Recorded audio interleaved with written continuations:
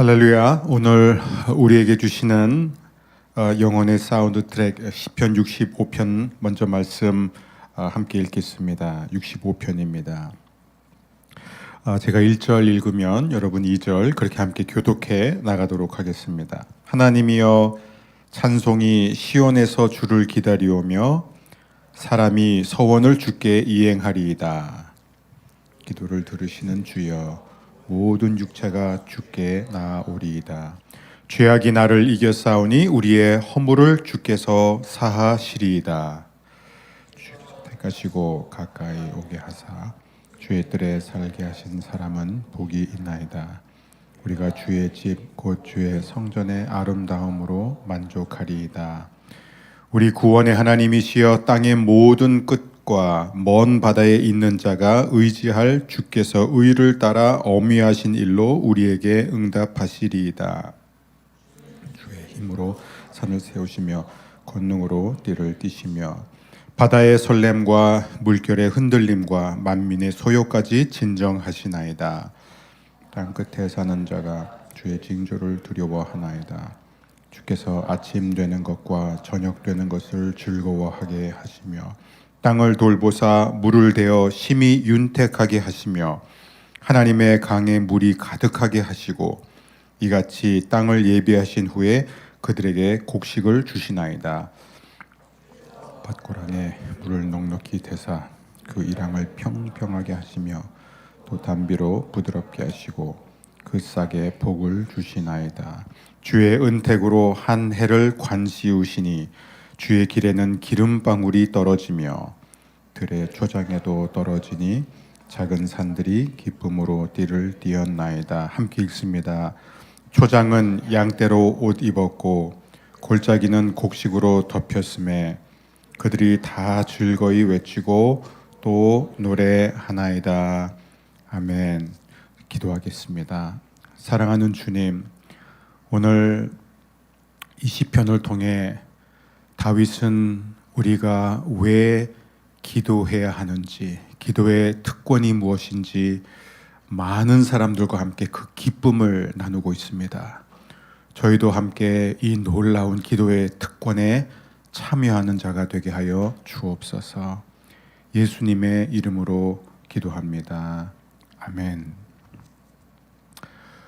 우리는 기도를 통해 하나님과 이야기를 하게 되죠. 그리고 그 하나님은 우리의 기도를 들으시고 응답하시고 우리를 만족해 하시는 분이다. 이게 바로 시편 65편의 내용입니다. 제가 굉장히 좋아하는 찬송가 중에 여러분 아실 거예요. 542장 구주 예수 의지함이 심히 기쁜 일일세 허락하심 받았으니 의심 아주 없도다.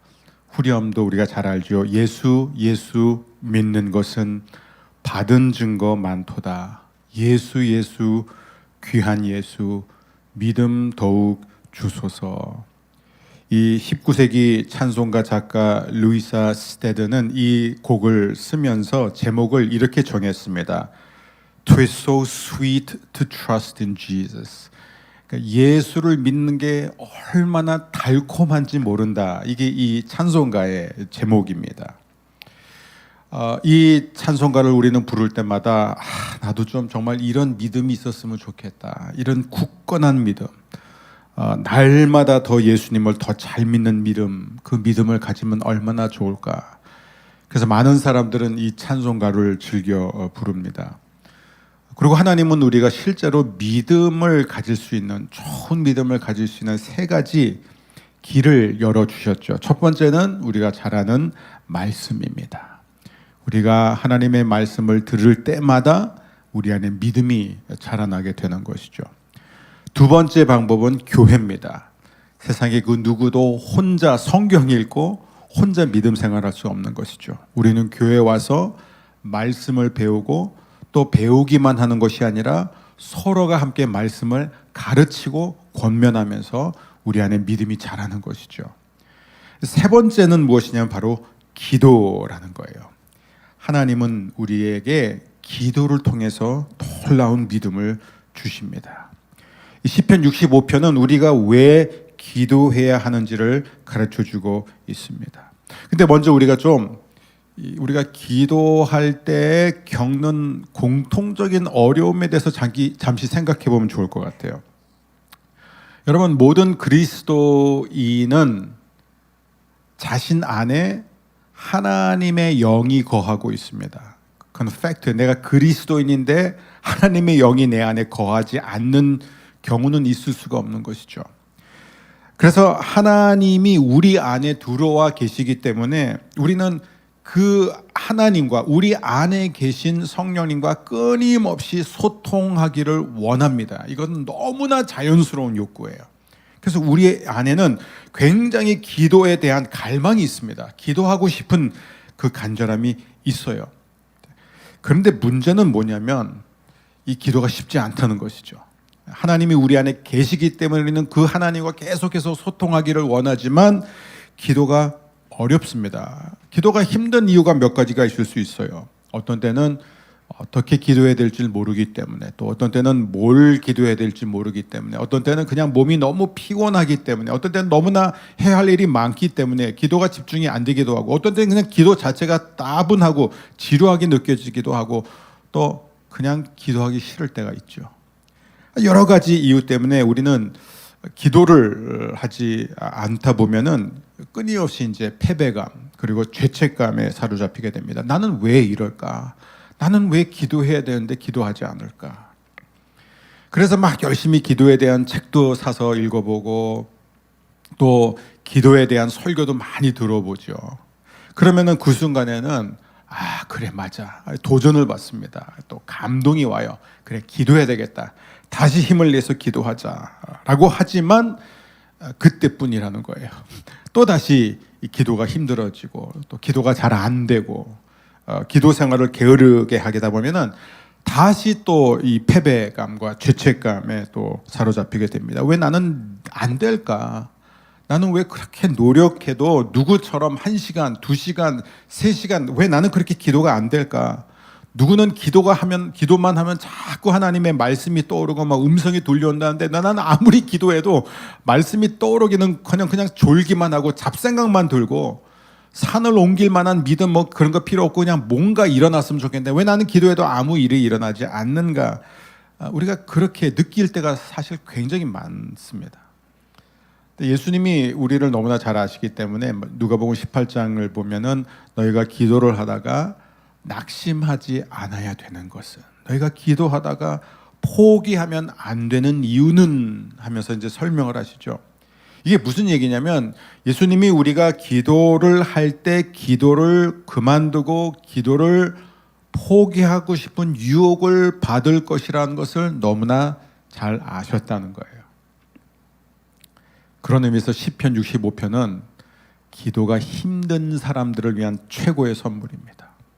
기도가 잘 되지 않은 분들, 기도해야 되는데 기도해야 하는 마음큼 기도를 하지 못한 사람들을 향한 하나님의 초대라는 것이죠. 시편 65편은 한마디로 우리가 왜 기도해야 하는지를 크게 3가지를 통해서 가르쳐주고 있습니다. 첫 번째는 1절에서 8절인데요. 하나님은 우리의 기도를 들으신다. 하나님이 우리의 기도를 들으신다. 두 번째는 9절에서 13절. 하나님은 우리의 기도에 응답하신다. 그리고 세 번째는 1절에서 13절 전체를 통틀어 하나님은 우리를 만족하게 해 주신다. 이 3가지예요. 하나님은 우리의 기도를 들으시고 하나님은 우리의 기도에 응답해 주시고 하나님은 우리를 만족하게 해 주신다. 그래서 1절에서부터 8절 하나님이 우리의 기도를 들으신다라는 내용입니다. 여러분, 나는 과연 어느 정도의 믿음을 갖고 있을까? 그 믿음을 가늠할 수 있는 가장 정확한 테스트가 바로 기도예요. 내가 기도를 하고 있는 것을 보면은 내 믿음이 어느 정도인지를 너무 정확하게 볼 수 있어요. 굉장히 뭔가 열심도 있고 막 성경 공부도 열심히 하고 뭔가 이렇게 하려고 하는데 기도 생활이 거의 전무하다면 사실상 그 사람은 믿음이 하나도 없는 겁니다. 예. 그러니까 기도라는 것은 내가 지금 갖고 있는 믿음이 어느 정도인지를 너무나 솔직하게 드러내는 지표라는 것이죠. 히브리서 11장 6절 우리가 너무나 잘 아는 말씀이죠. 우리 함께 읽겠습니다. 믿음이 없이는 하나님을 기쁘시게 하지 못하나니 하나님께 나아가는 자는 반드시 그가 계신 것과 또한 그가 자기를 찾는 자들에게 상 주시는 이심을 믿어야 할지니라. 자, 믿음이 없이는 하나님을 기쁘시게 할 수 없다. 그렇기 때문에 하나님께 나아가는 자, 기도하는 사람은 무엇을 알아야 돼요? 하나님이 계시다는 것과 그가 자기를 찾는 자들에게 상 주시는 이심을 믿어야만 기도할 수 있는 거예요. 이 믿음이 없으면 기도가 안 된다는 거죠. 여러분, 기도하는 사람은 왜 기도하냐면 내가 기도하면 하나님이 나에게 상 주신다는 것을 알기 때문이에요. 근데 그 상이 구체적으로 무엇인지는 성경이 가르쳐주고 있지 않습니다. 그런데 한 가지 중요한 것은 우리가 기도할 때마다 하나님으로부터 상을 얻는다는 거예요. 뭔가 좋은 것을 얻는다는 것입니다. 그러니까 기도하기 전과 기도한 뒤에 내 상태는 전혀 다를 수밖에 없다는 것을 가르치고 있죠. 그래서 시편 65편은 하나님이 어떤 분이냐라고 묘사를 하면서 시작되냐면은 하나님은 찬양받기에 합당한 분이다. 이렇게 시작되는 거예요. 1절. 하나님이여 찬송이 시온에서 주를 기다리오며, 그 ESV 성경에는 이렇게 되어 있습니다. Praise is due to you, O God. 그러니까 하나님은 마땅히 찬양 받으실 분입니다. 하나님만 찬양 받을 자격이 있습니다. 이 얘기를 다윗이 선포하고 있는 것입니다. 그러니까 다윗이 분명히 알고 있는 사실은 무엇이냐면은 내가 기도하면 하나님은 들으신다 이거예요. 다윗은 그것을 너무나 잘 알았어요. 내가 기도하면, 언제든지 내가 기도하면 하나님은 내 기도를 들으신다라는 거예요. 여러분, 이게 굉장히 단순하고 너무나 이렇게 간단한 것 같지만 굉장한 진리라는 것입니다. 왜냐하면 하나님이 다 들으시는데도 기도를 안 하는 사람이 많기 때문이에요. 그 이유는 간단합니다. 하나님이 들으신다고 생각하지 않기 때문이에요. 그래서 하나님은 구체적으로 어떻게 들어주시느냐, 다윗이 동사들을 사용하는데 어떤 동사를 사용하냐면은 2절에서 들으시는 주여, 3절에서는 우리의 모든 허물을 사하시고, 또 4절에서는 가까이 오게 하사, 그리고 5절에서는 응답하시리이다. 제가 아는 한 미국 친구가 자기가 이제 초등학교 때 있었던 이야기를 해줬어요. 그러니까 이제 그 학교에서 이제 그 어떤 프로젝트를 했냐면 그 전략적인 방어 정책이라는 그 사회학 시간에 이제 우리가 어떻게 하면은 미국을 지켜낼 수 있을까? 그래서 학생들한테 이제 과제를 준 거예요. 각자 다 써라는 거예요. 어떻게 하면 우리가 정말 우리나라를 지킬 수 있을까? 근데 그때가 이제 레이건 대통령일 때 그 미하일 고르바초프하고 막 한참 뭐 핵무기와 관련된 그런 논의가 있었을 그때였었습니다. 옛날. 근데 그때 또 영화관에서 뭐가 유행했죠? 스타워즈가 막 한참 유행했습니다. 그래서 이 친구가 초등학생 때 자기 나름대로 이제 스타워즈에서 본 장면들이 있다, 우주 전쟁 장면들이 있어가지고 자기가 이렇게 편지를 그림 그려가면서 썼다는 거예요. 이렇게 뭐냐면 지구 전체, 그 특별히 미국 전역에다가 이제 딱 버튼만 누르면 이제 보호막이 확 이렇게 설치가 돼가지고 어떤 핵 미사일이 날라와도 그냥 다 튕겨나가는, 그걸 자기가 이제 그림을 그리면서 제안을 했어요. 제안을 했다는 거죠. 그리고 그 선생님이 말한 대로 학생들이 쓴 그 제안서를 전부 다 백악관으로 보냈습니다. 근데 그러고 끝났는데 이 친구가 몇 달 있다가 백악관에서 편지가 왔대요. 자기 집으로. 백악관에서 편지가 와가지고 그 친구한테 고맙다는 거예요. 너무나 좋은 제안을 줘서 너무 고맙다라는 그런 편지였습니다. 이 친구가 너무 놀란 게 뭐냐면 자기가 제안한 게 당연히 군사작전회의에 반영되지 않았을 거란 건 알아요, 본인도. 하지만 실제로 자기가 이 말도 안 된 그림과 이 편지가 전달됐다는 거예요. 백악관으로 전달됐다는 것 자체에 자기가 놀랐었다. 그러면서 그가 했던 얘기가 뭐냐면, 와, 기도라는 것은 미국의 강력한 기관보다도 훨씬 더 강력한 온 우주 만물을 창조하시고 세상을 주관하시고 모든 핵무기를 손가락 하나로 움직이시는 그 하나님, 모든 지도자들과 왕의 마음을 보의 물과 같이 움직이시는 그 하나님이 내가 기도할 때마다 다 들으신다. 이게 기도가 이렇게 강력한 것이다. 이렇게 나누는 것을 제가 들은 적이 있습니다. 이게 얼마나 강력한 거예요. 찰스 스펄전은 기도를 이렇게 설명합니다. 기도는 하늘에서부터 땅에 내려와 있는 그 줄을 잡아당기는 거다.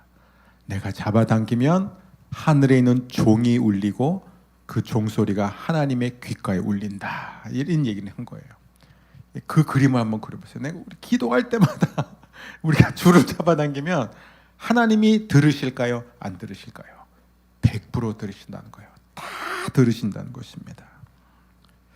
두 번째 포인트는 하나님은 우리의 기도를 들으실 뿐만 아니라 응답해 주신다는 거예요. 응답해 주신다. 듣기만 하면 뭐예요? 응답을 안 해주신다면 소용없잖아요. 성경을 보면 이 하나님을 표현하는 굉장히 다양한 히브리 이름들이 나옵니다. 그렇죠? 제가 예전에 있었던 교회에서 한 몇 주 동안 이제 하나님의 이 히브리 이름들을 기준으로 이렇게 하나씩 말씀을 전한 적이 있었어요. 언젠가 또 다시 하고 싶습니다. 근데 예를 들어서 우리가 여호와 치켓누이라는 이런 표현이 등장하면 하나님이 바로 우리의 의가 되신다. 또 여호와 니시라는 이 표현이 나오는 이유는 하나님이 우리의 깃발이 되어 주신다. 우리의 승리가 되어 주신다. 또 여호와 라파, 로페 이런 표현이 나오면은 하나님이 바로 우리의 건강이고 우리의 치유가 되어 주신다. 또 여호와 샬롬 하면 또 하나님은 우리에게 평강을 주시는 분이다. 또 여호와 이레 이러면은 하나님이 끊임없이 우리를 인도해 주시고 우리에게 필요를 공급해 주시는 분이다. 또 여호와 로히 하면은 하나님은 언제나 나와 동행하시는 목자이시다. 등등. 우리는 왜 이게 성경을 보면 왜 이렇게 많은 이름들이 등장할까? 그 이유는 죄 많고 연약한 우리가 이 땅에 사는 동안에 필요한 모든 것을 공급해 주시겠다는 하나님의 약속을 드러내는 것입니다. 그래서 하나님이 이렇게 다양한 이름들을 갖고 계시는 거예요. 내가 너의 모든 필요를, 그러니까 만일 너에게 의가 필요하느냐 이거예요. 그러면 내가 너의 치케두누가 되어주겠다. 내가 지금 몸이 아프고 마음이 아프느냐? 그러면 나는 너의 여호와 로페가 되어주겠다. 내가 너의 치유가 되고 내가 너의 건강이 되어주겠다. 내가 지금 너무나 마음이 힘들고 아프냐? 불안하고 염려로 가득 차느냐? 내가 여호와 샬롬, 내가 너에게 평강을 주겠다. 내가 너에게 절대적인 기쁨을 주겠다. 끊임없이 말씀하시는 거예요. 물질이 필요하면 나는 너에게 여호와 이레가 되어줄 것이다. 너의 모든 필요를 내가 공급해 줄 것이다. 마틴 루터는 이런 유명한 말을 했죠. 하나님이 내 것이 되는 순간 모든 것이 내 것이 된다. 이 얘기예요. 하나님이 내 것이 되는 순간 모든 것이 내 것이 된다. 그게 바로 이제 9절에서 13절의 내용입니다. 우리가 아까 개역개정으로 읽었는데 이번에는 제가 현대어 성경으로 한번 읽어드리겠습니다. 현대어가 굉장히 이렇게 마음에 와닿게 잘 번역한 것 같아요.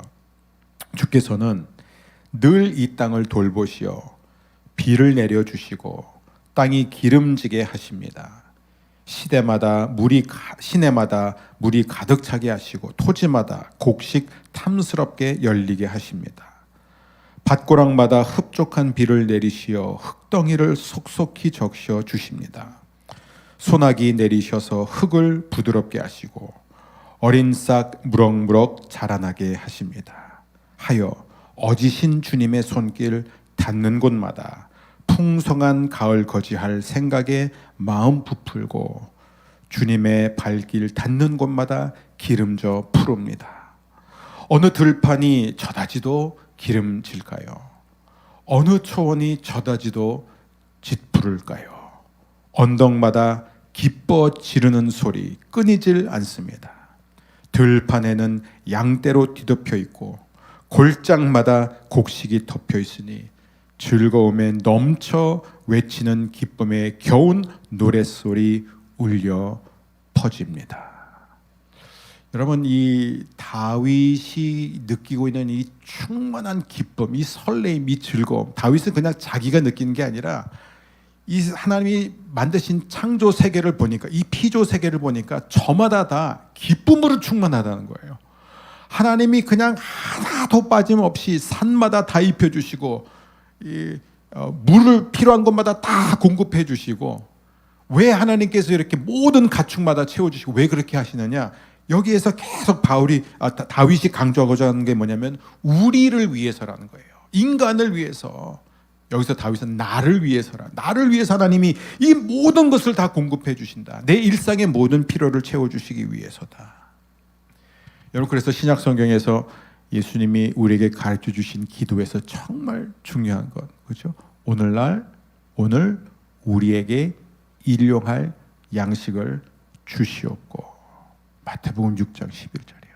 오늘 우리에게 필요한 모든 것을 주님 주실 줄 믿습니다. 이게 우리가 기도해야 하는 이유예요.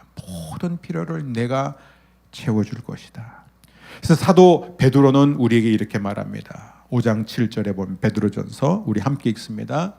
너의 염려를 다 주께 맡기라. 이는 그가 너희를 돌보심이라.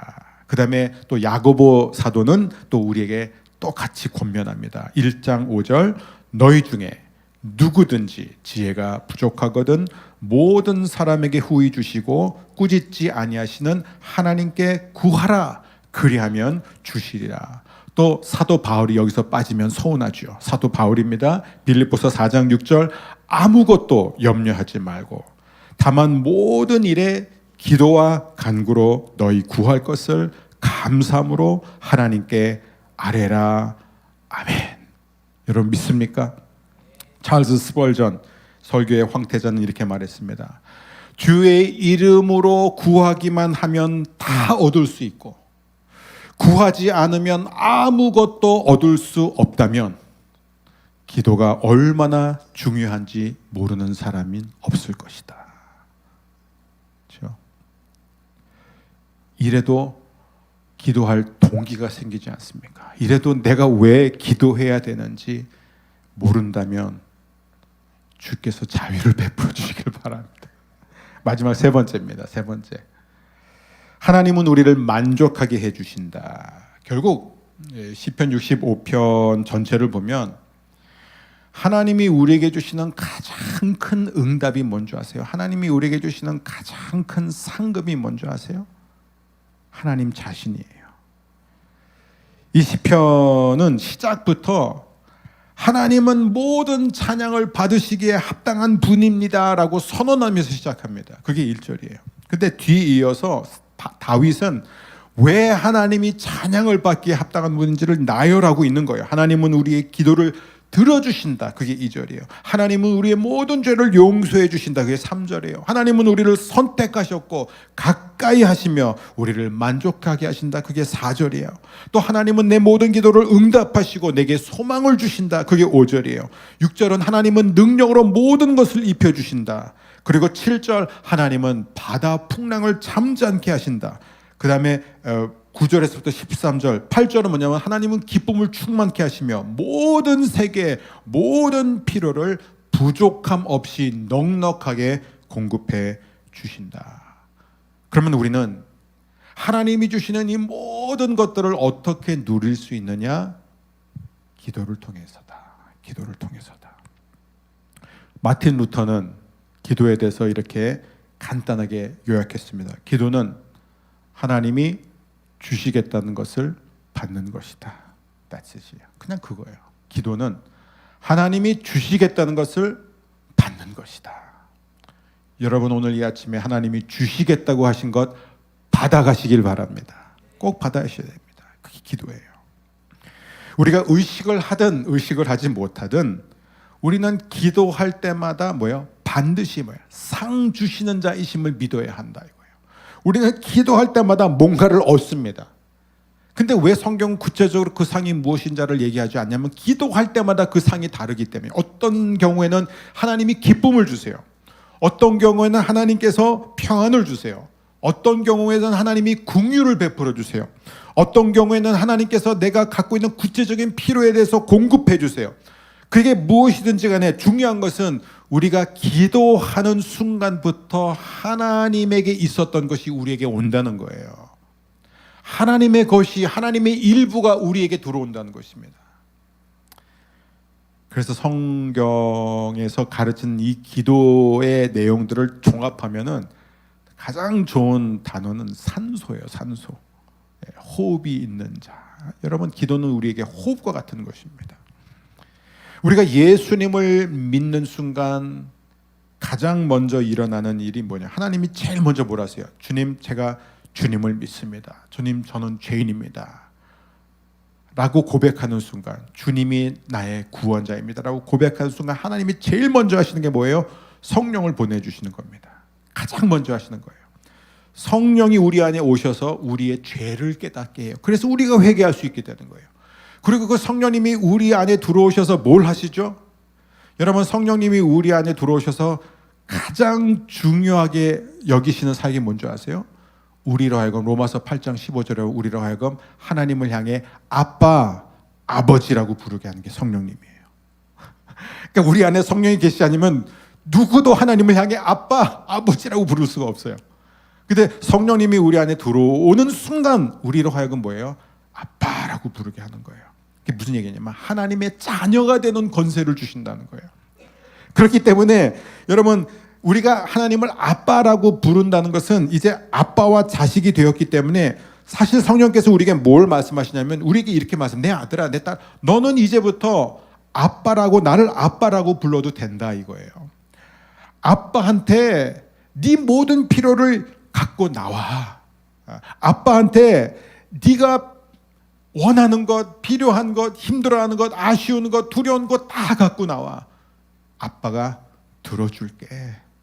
그게 바로 성령이 하시는 사역이에요. 그래서 우리는 성령님을 기도의 영이라고 부르는 거예요. 기도의 영이다.